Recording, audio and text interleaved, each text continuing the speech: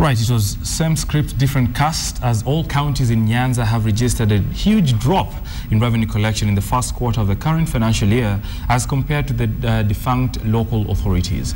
Now, the revelations come from a new report that the Office of the Controller of Budget has released, detailing the performance of all counties against the constituent local units that were merged to create the counties after the March 4th general elections. Fred Omulo gives us the latest tale of the broken promises from the grassroots in Nyanza.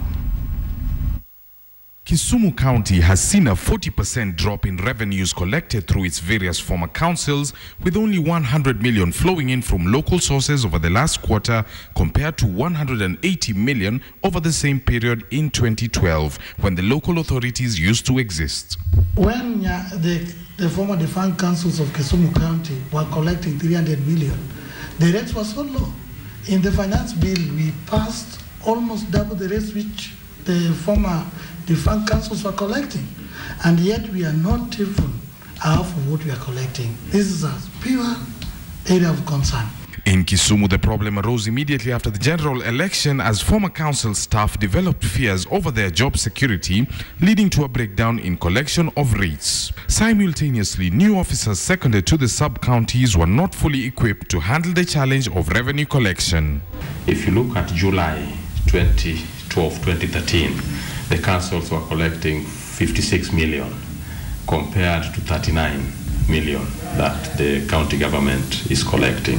If you go to August, the councils were collecting 45 million compared with 34. Now, if you go to September, they were collecting 66 million. You compare that with 34. The problem has placed immense pressure on the county government that Governor Jack Ranguma, a former revenue officer, heads. We've formed a committee headed by myself, which is going to look into the issues and which has already started looking into the issues of why we have had these kind of shortfalls. We've already charged our acting city manager to look into measures that can be taken and that are already that are in place, and those that can be reinforced.